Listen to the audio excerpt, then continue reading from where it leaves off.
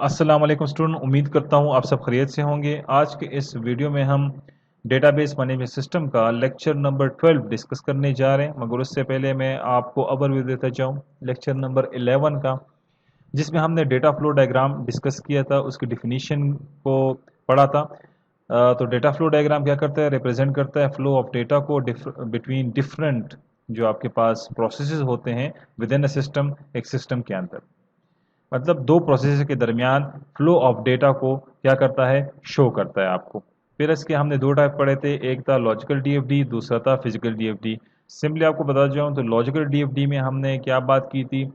हमने logical DFD का जो फोकस होता है वो एक बिजनेस को चलाना, एक सिस्टम को चलाने पर था। और जो फिजिकल डीएफडी का जो फोकस है एक सिस्टम को बनाने के ऊपर था, सिस्टम इम्प्लीमेंटेशन के ऊपर था। ठीक है ना। फिजिकल डीएफडी में हमने क्या किया था, ऑर्डर को प्लेस करवाना, ऑर्डर का प्रोग्राम रन करवाना। और लॉजिकल डीएफडी में क्या था जी, चेक करना कितने ऑर्डर आए, चेक करना स्टॉक में कितनी चीज़ें अवेलेबल है। ठीक है ना बेटा, ये बातें हमने डिस्कस की थी। लेक्चर नंबर 12 में आज हम जो टॉपिक डिस्कस करेंगे ये है डेटा फ्लो डायग्राम कंपोनेंट्स। जो कंपोनेंट्स डेटा फ्लो डायग्राम में हैं उन्हें डिस्कस करेंगे। Data flow diagram components. Data flow diagram are composed of the four basic symbols shown below. पहला जो सिंबल है वो है सोर्स एंड और डेस्टिनेशन, सोर्स या डेस्टिनेशन के लिए। दूसरा जो सिंबल है वो है प्रोसेस का, प्रोसेसिंग, एक चीज के ऊपर जो प्रोसेसिंग होती है डेटा के ऊपर। तीसरा जो चीज है डेटा स्टोर, जिसमें आप डेटा को स्टोर करते हैं। एंड चौथी चीज है डेटा फ्लो, जिसके थ्रू आपको पता चलता है कि इस प्रोसेस से दूसरी प्रोसेस में डेटा जा रहा है। एरो सिंबल्स के थ्रू आपको पता चलता है ना फ्लो ऑफ डेटा का। एक्सटर्नल एंटिटी, ये वही एंटिटी है, ठीक है, जिस तरह नॉर्मली आपके पास एंटिटी होती है, person place or thing. The sharp corner corner rectangle in a DFD indicate entity. क्या रिप्रेजेंट करता है, entity. And entities are people, things, organization. यहाँ पे देखिए तो doctor, student, teacher, customer, user, manager, cashier are the entities. ठीक है बेटा, ये क्या है, एंटिटीज है। इनके फिर एट्रीब्यूट्स होते हैं जब हम ईआर डायग्राम्स के ऊपर आएंगे। Process, the rounding corner rectangle in a DFD indicate process and the process symbol represent an activity, एक एक्टिविटी, एक डेटा के ऊपर काम हो रहा है। दे ट्रांसफॉर्म और मैनिपुलेट डेटा, या ट्रांसफॉर्म करता है या क्या करता है, मैनिपुलेट करता है डेटा को, combine, reorder, convert, process. Accounting system is a process. Reservation system is a process, जिसमें आप सीट रिजर्व करते हैं। ग्रेडिंग, जिसमें आप ग्रेड फाइंड करते हैं। Marketing system, patient administration system और द प्रोसेसेस। ये क्या है ये बेटा, ये है processes. Account system, reservation system, grading, marketing, patient administration system, ये तमाम क्या है जी, प्रोसेस है। ग्रेडिंग सिस्टम में क्या होगा, आप स्टूडेंट की ग्रेड फाइंड आउट करते हैं, 70 से लेस है, 60 से लेस है, 70 से ग्रेटर है, 80 से लेस है, ये तमाम चीजें। Data store, the data store symbol represent data that is not moving, मतलब जिस तरह सेकेंडरी स्टोरेज डिवाइस होता है, मूव नहीं करता आपके पास जब तक आप ना चाहें। A data store is a repository of data, मतलब डेटा स्टोर को हम इस सिंबल से रिप्रेजेंट करेंगे। रिपोजिटरी है किस चीज का जी, डेटा का। And data can be written into data store, this is defined by an incoming arrow, जिससे जब आप डेटा को डेटा स्टोर में राइट करेंगे तो उसके लिए जो एरो होगा वो इनकमिंग एरो होगा, इस तरह।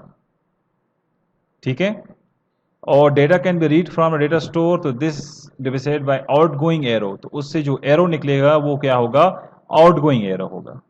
External entity can not read और write to data store, external entity कभी भी डेटा रीड एंड राइट नहीं कर सकती डेटा स्टोर में, क्योंकि वो एक्सटर्नल एंटिटी इंटरेक्ट कर सकती है प्रोसेस के साथ, डायरेक्टली वो कभी भी डेटा स्टोर के साथ इंटरेक्ट नहीं करेगी। तो डेटा स्टोर, ऑर्डर डिटेल एक डेटा स्टोर है। स्टूडेंट ग्रेड, जिसमें तमाम स्टूडेंट के ग्रेड्स पड़े हुए हैं।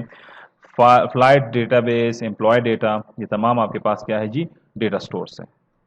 डेटा फ्लो, डेटा फ्लो के लिए आप कौन सा, ये वाला एरो यूज करते हैं, जिसके थ्रू आपको पता चलता है कि डेटा कहां से कहां मूव कर रहा है।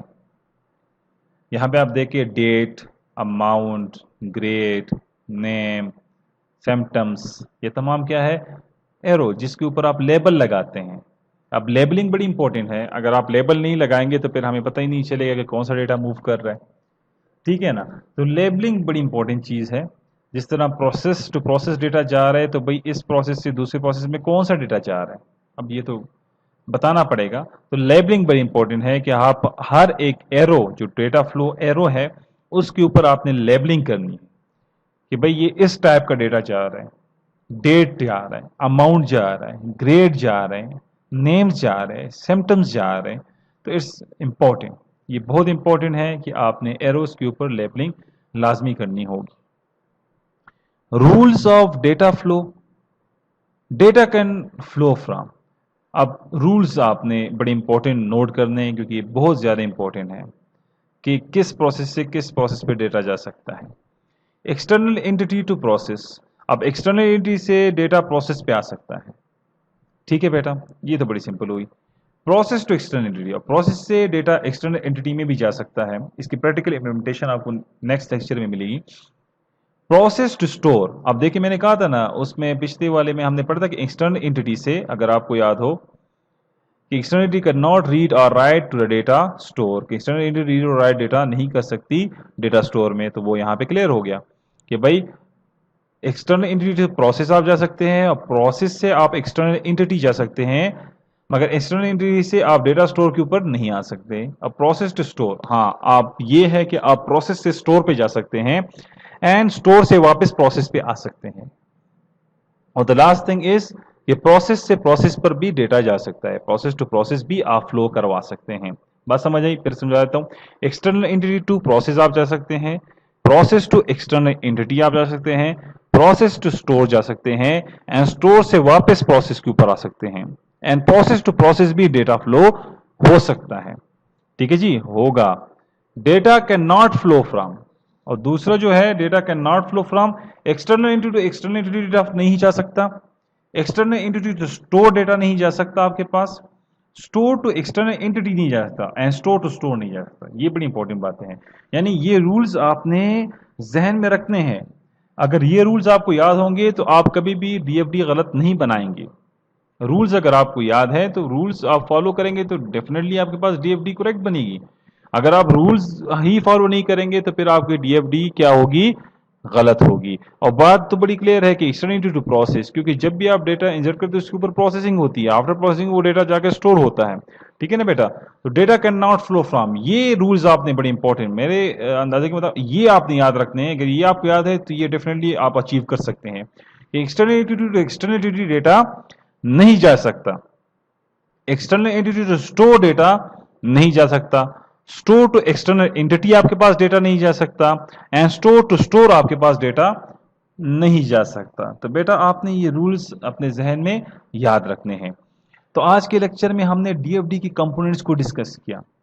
ठीक है ना, हमने एक्सटर्नल एंटिटी को डिस्कस किया, हमने प्रोसेस को डिस्कस किया, हमने डेटा स्टोर को डिस्कस किया, हमने डेटा फ्लो एरो को डिस्कस किया। ठीक है ना बेटा, और फिर जो इंपॉर्टेंट रूल्स थे उन्हें डिस्कस किया कि डेटा कहाँ से कहाँ जा सकता है और कहाँ से कहाँ नहीं जा सकता। तो एक्सटर्नल एंटिटी टू प्रोसेस जा सकता है, प्रोसेस टू एक्सटर्नल एंटिटी जा सकता है, प्रोसेस टू स्टोर जा सकता है, एंड स्टोर से वापस प्रोसेस पे आ सकता है। देखो मुझे याद हो गए, ठीक है ना। और जहां नहीं जा सकता तो एक्सटर्नल एंटिटी नहीं जा सकता, एक्सटर्नल एंटिटी टू स्टोर नहीं जा सकता, स्टोर टू एक्सटर्नल एंटिटी नहीं आ सकता। बात समझ रहे बेटा, तो ये चंद रूल्स है जो कि आपने याद रखने हैं। तो थैंक यू, आज के लिए इतना काफ़ी है। नेक्स्ट लेक्चर में हम इसकी प्रॉपर इम्प्लीमेंटेशन करेंगे और लेवल 0, लेवल 1, लेवल 2 डीएफडी को बनाएंगे, डिस्कस करेंगे, उसको समझने की कोशिश करेंगे। थैंक यू बेटा।